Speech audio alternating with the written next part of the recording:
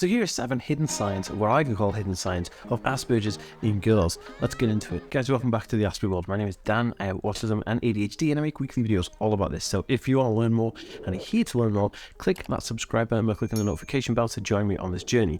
Guys, what's going on? It's been a hot minute, and I'm glad to be making videos. I wanted to make this video specifically on the fact that there are like characteristics and signs of Asperger's in females that pretty much are hidden.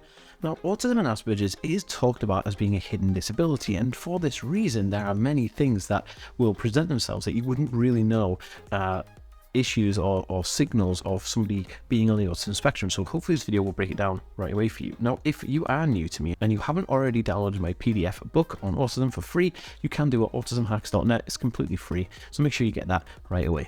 Guys, okay, so here we go. We're breaking down 7 signs of Asperger's in girls. Okay, so the first one is difficulty with social interactions. Now, girls on the autism spectrum may find it difficult or struggle to maintain friendships and create new friendships along the way. This struggle can be understood through not being able to understand social cues and unwritten social issues, you know, the kind of stuff that's not really said, but you all know because you're social creatures, right? Those things are amiss. And so not knowing how close to stand to somebody, not knowing when you're to talk, or, you know, if you just leave a conversation midway through, all these things are social cues that are inherently just typically known for people in general public, but for autistic individuals, especially girls on the spectrum, this can be quite difficult and challenging. So this is a really interesting one. Girls with Asperger's syndrome will have a tendency for a specific special interest, almost like an obsessive special interest.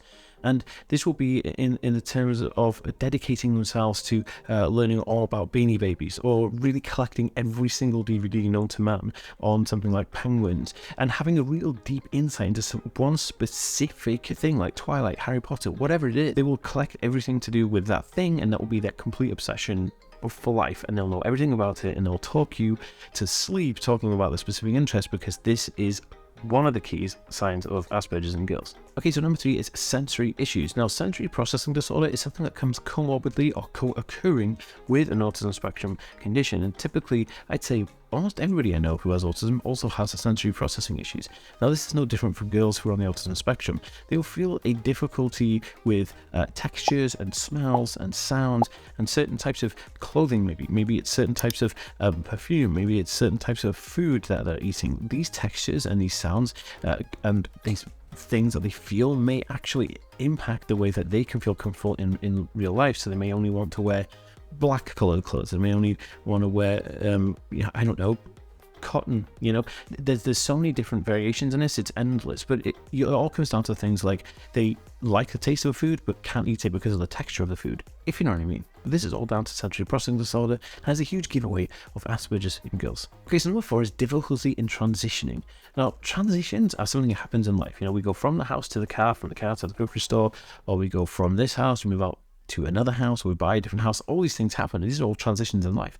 But girls with Asperger's will struggle with and have challenges in the area of unexpected pop-ups in their routine, because autistic people love routine. We'll get onto that in a minute.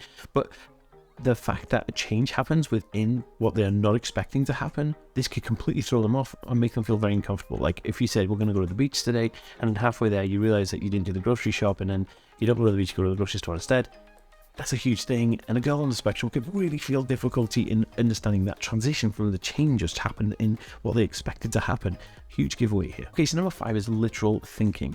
Now, taking things at face value and literal thinking, like not understanding sarcasm, and people just say things off the cuff, like idioms like, hey, it's raining cats and dogs. They will literally think that it's raining cats and dogs outside because you've said it.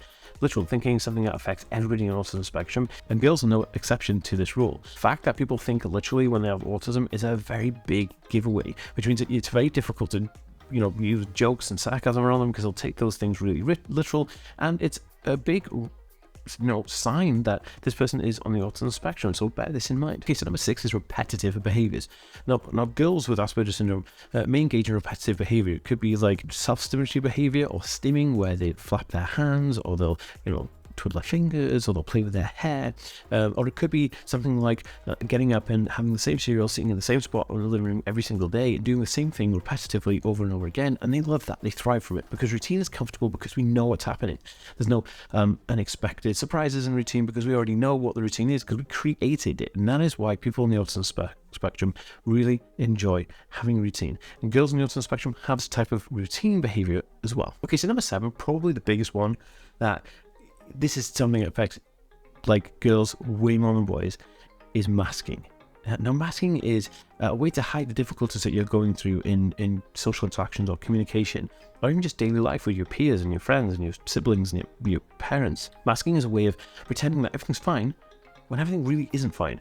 You are struggling, and deep down inside you were, really dying a little bit, because these things are very, very excruciatingly difficult for you, like social interactions, going to school, going hang out with friends, going for coffee. All these things are really difficult, but you're masking them because you are thriving to be normal in that situation. And I mean normal in the sense of normalization, not normal as in there's no such thing as normal.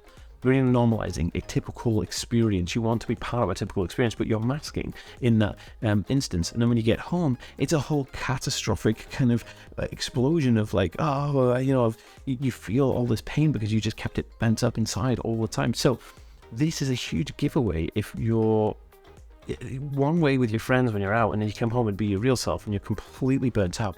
This is a prime example of masking and a signpost to say that this person is on the autism spectrum, and this is very common in girls with Asperger's. Now guys, if you enjoyed this video, please give it a thumbs up and leave me a comment down below with anything you think is important. I read every single one, and I'll see you in the next video. Peace.